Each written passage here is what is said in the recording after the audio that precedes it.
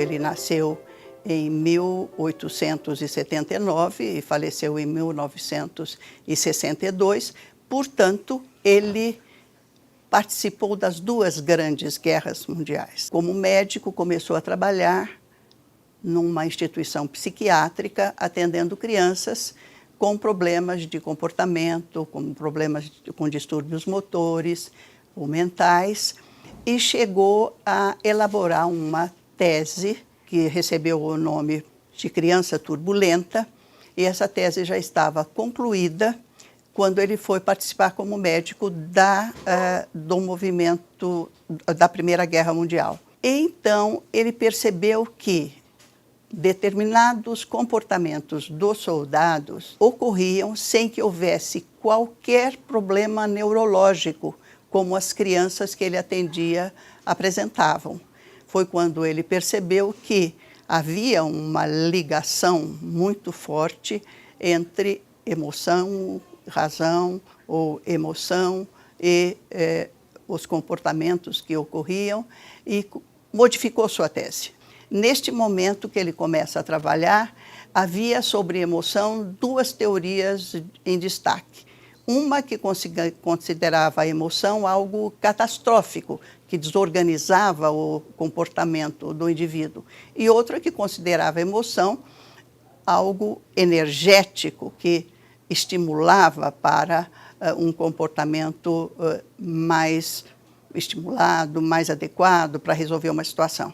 Ele vai concordar com as duas posições, dizendo: a emoção é isto e aquilo. Aliás, em Vallon, tudo nunca é isto ou aquilo, é isto e aquilo. Mas ela, acima de tudo, é um recurso de sobrevivência humana, porque quando o bebê nasce e é totalmente desprovido de recursos para se haver sozinho, é pela emoção que ele se liga ao outro, pelo choro, pelo grito, pelos movimentos desordenados, que o outro vem cuidar dele, e com isso garante a sobrevivência.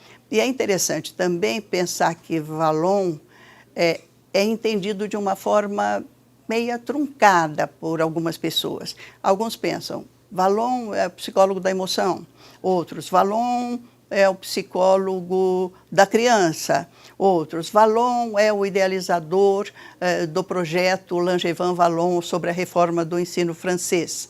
Na verdade, ele é tudo isso, mas ele é principalmente um psicólogo do desenvolvimento.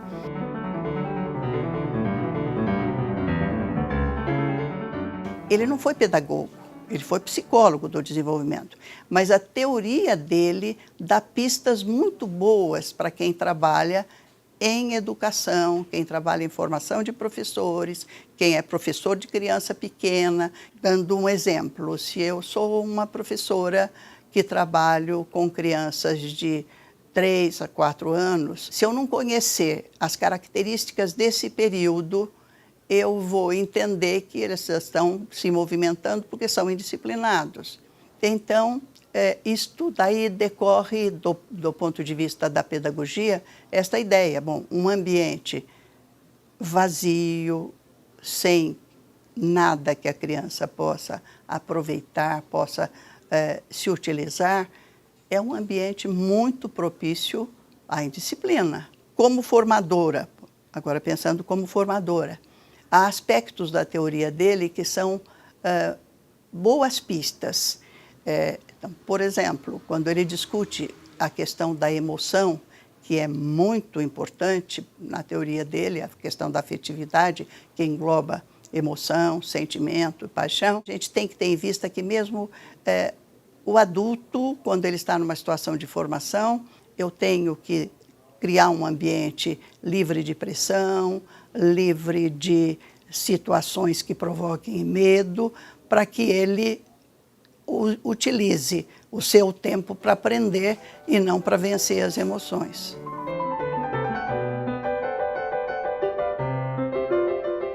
Diretamente voltado para a pedagogia, para a educação, ele dialogou com os pensadores da Escola Nova. Ele analisa Rousseau, Montessori, Froebel, de Crowley, mostrando o que ele chama de dicotomias que essas teorias fazem, tendendo ora para privilegiar o indivíduo, ora para privilegiar a sociedade. E na análise que ele faz, o que o educador que de forma mais coerente faz esta junção, esta integração indivíduo-sociedade é De Crowley, um educador belga, que vai trabalhar com os centros de interesse. Ele diz que ele sim consegue trazer a sociedade para dentro da sala de aula. Ele conhecia a obra de Piaget, o Piaget faz referência a ele. Quando houve uma sessão de homenagem ao Vallon, depois de sua morte, o Piaget esteve presente e disse que ele ia discutir uma questão sobre a qual não havia qualquer divergência entre ele e Vallon, que era a questão da imitação. Então, os dois conheciam as obras e tinham algumas divergências. No caso do Vallon, é uma coisa assim que fica bem patente na obra dele, é que o caminho do desenvolvimento é da socialização para a individualização. O indivíduo, ao nascer, já cai num caldo de cultura e ele se socializa primeiro, para depois, mais tarde, e gradativamente se individualizando, se tornando um ser que se entende como único, diferente dos outros. E Piaget vê isso ao contrário, né? Então, há, sim, algumas propostas que há o diálogo, mas ele afirma a posição dele, que é sempre essa, da socialização para a diferenciação.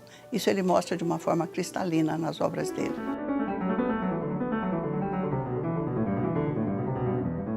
Eu penso que o conceito mais importante da teoria de desenvolvimento de Vallon é o conceito de integração.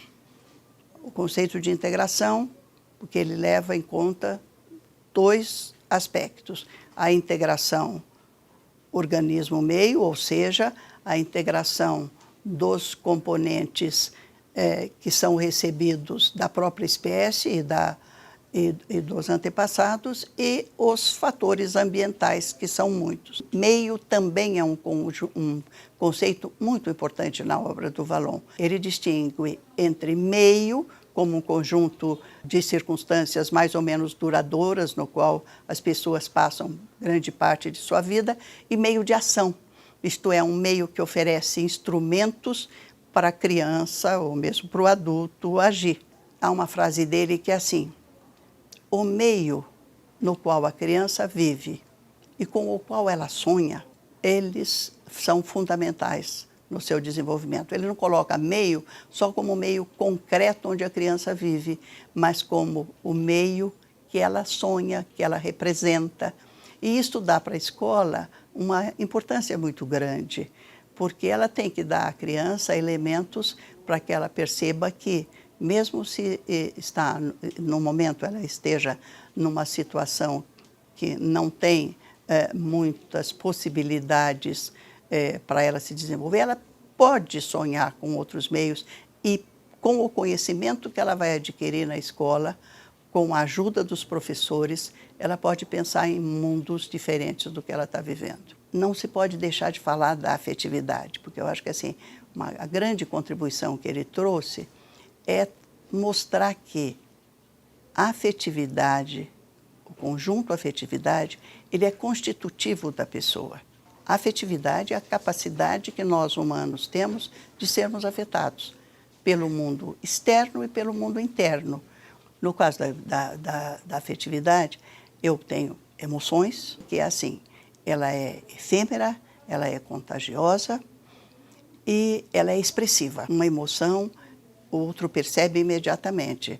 Já o sentimento tem um efeito, tem uma conotação cognitivizada. Ele tem mais, entra já o cognitivo. E paixão para Vallon é algo bem diferente do senso comum. A paixão para ele é quando a razão está ainda mais fortemente agindo. Isto é, eu sou capaz de camuflar, de esconder emoções e sentimentos para atingir um objetivo que é muito importante para mim.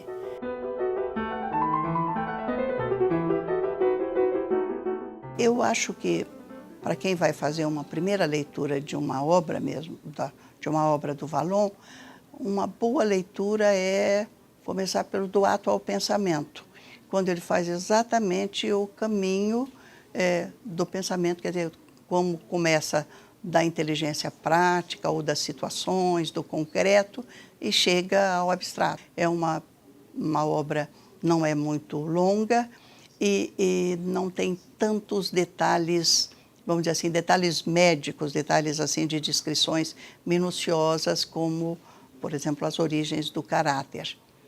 E do ponto de vista de estudiosos de Vallon, bom, sem falsa modéstia, eu diria que é um livro que ajuda quem vai começar a estudar Vallon e ainda não leu nada dele, é ler exatamente Henri Vallon, Psicologia e Educação, que Abigail Marrone e eu organizamos, que é uma coletânea que tem ali os vários estágios. Então tem uma introdução da professora Abigail, que é muito interessante porque ela discute de forma muito objetiva o método de trabalho do Vallon, usando o materialismo dialético,